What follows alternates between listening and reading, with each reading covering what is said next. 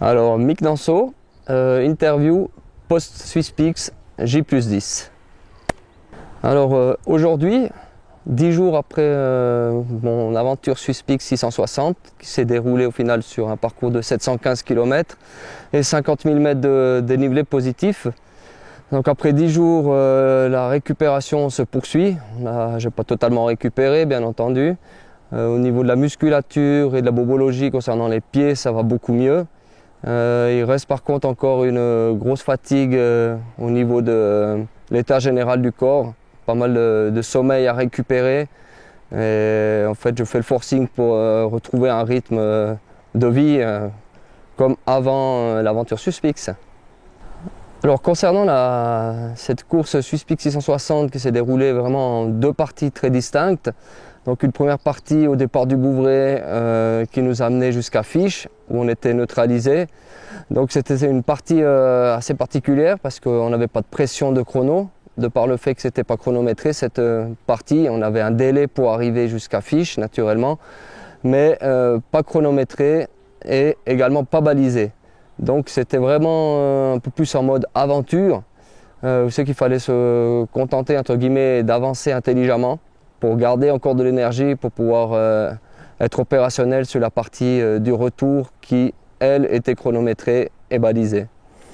Mais pour moi, c'était vraiment une chouette expérience. C'était l'occasion aussi de courir et de partager avec d'autres coureurs. Donc il n'y a pas eu ces phases d'observation, de dire celui-ci il va me rattraper, il va me distancer, ou j'ai du retard sur le concurrent devant moi. Donc c'était vraiment plutôt détendu comme expérience. Et puis c'est vrai qu'au niveau de la gestion de l'effort, il fallait quand même avancer et puis franchir tous ces cols qui nous attendaient. Donc la fatigue musculaire était là. Alors concernant la stratégie de course, moi j'avais pour idée d'arriver le vendredi matin à Fiche. Je suis arrivé à 4h30 le matin. Donc j'étais le premier concurrent à arriver à Fiche, mais ça n'avait pas d'importance. C'était plus comment chacun allait gérer cette première partie.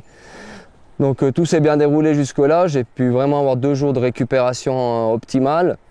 Et ensuite, à partir du dimanche 2h le matin, je suis reparti de Fiche pour me diriger en direction d'Oberwald afin de prendre le départ officiel de la SwissPeaks 360 qui représentait pour nous la partie retour de cette SwissPeaks 660.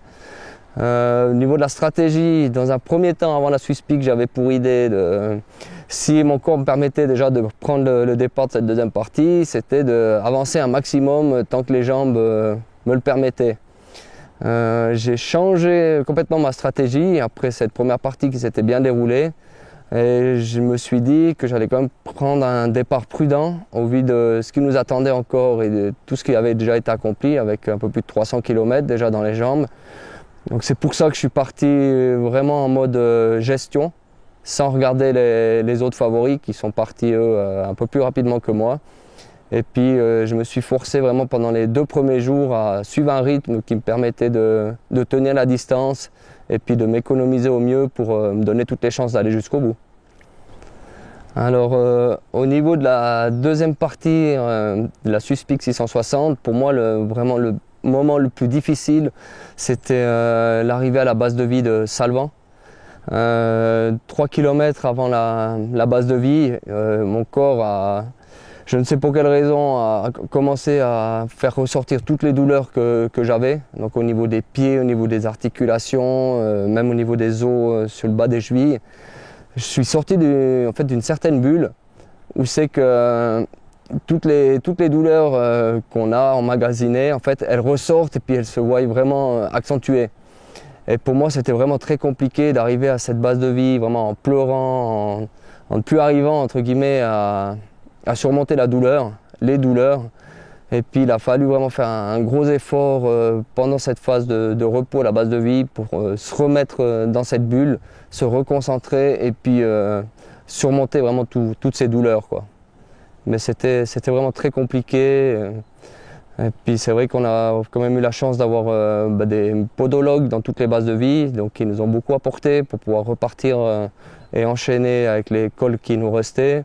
Également des masseurs, donc c'est toutes des choses en fait que j'ai pu profiter et puis qui m'ont également aidé à pouvoir repartir tant bien que mal à l'aventure.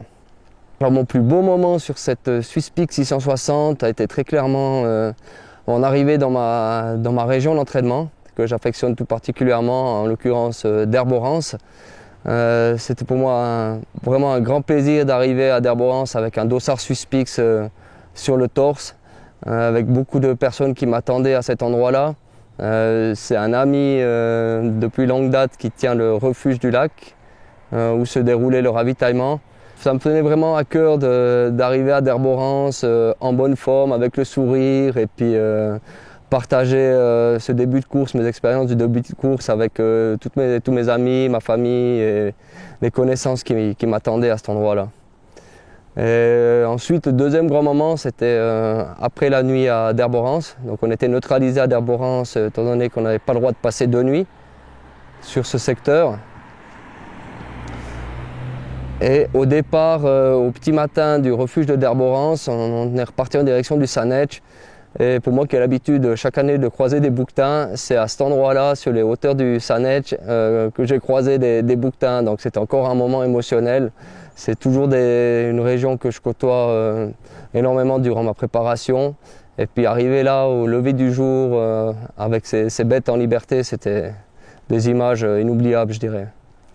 Alors au niveau de la gestion du mental sur une telle course avec des distances pharaoniques, même moi, je me pose encore la question aujourd'hui, comment j'ai réussi à vraiment aller jusqu'au bout. C'est vrai qu'au niveau du ressenti personnel, jusqu'à la barrière des 500 km, ça paraissait encore gérable. Donc ces petits moments où c'est qu'on s'accroche au mental pour surmonter les déficiences physiques et les petits coups de moins bien.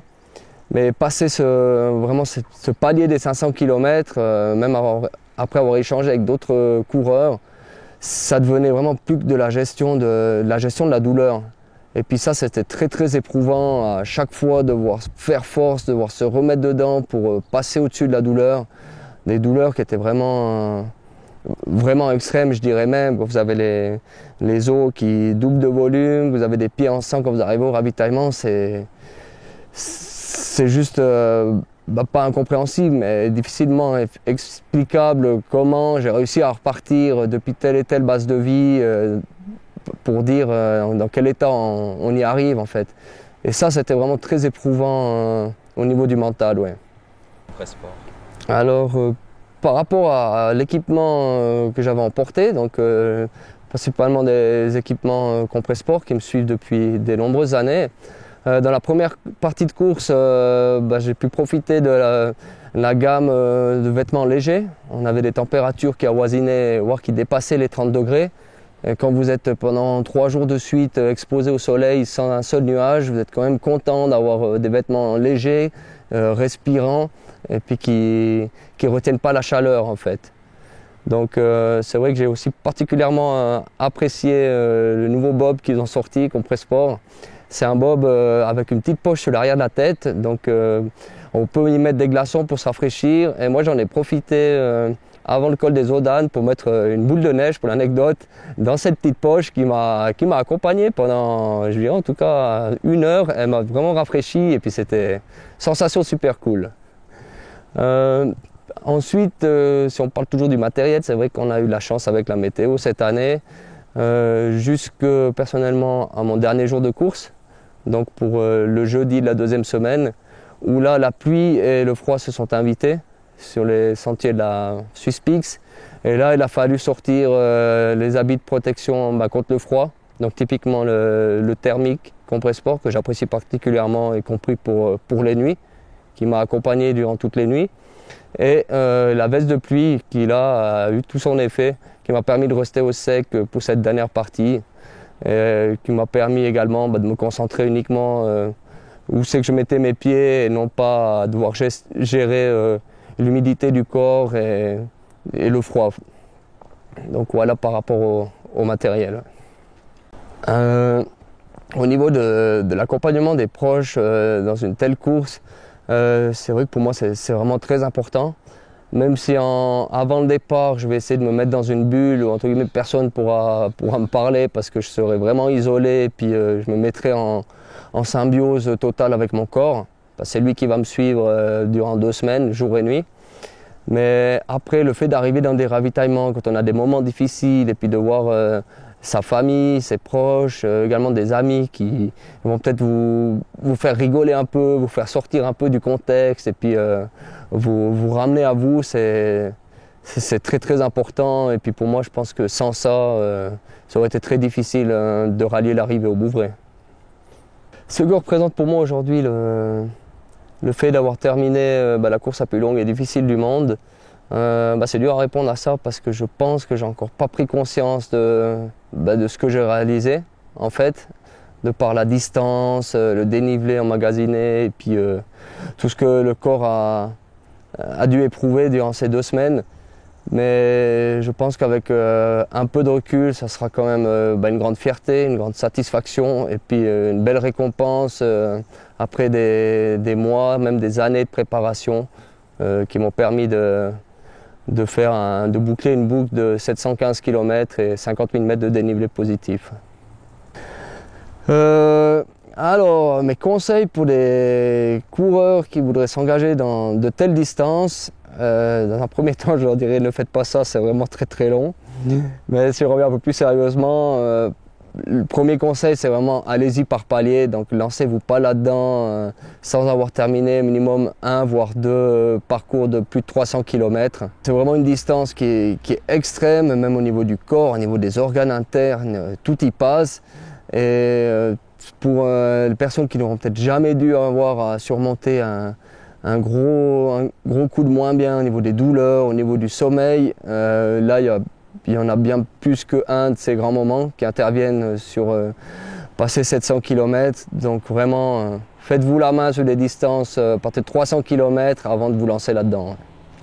Alors en espérant vous avoir vendu un peu du rêve avec la Swiss Peak 660 km, pour ma part maintenant j'attends impatiemment de remettre les skis afin d'aller faire un peu de dénivelé mais sur un terrain différent. Et je vous souhaite bien du plaisir à tous et une belle saison d'automne. Parfait. Comme ça.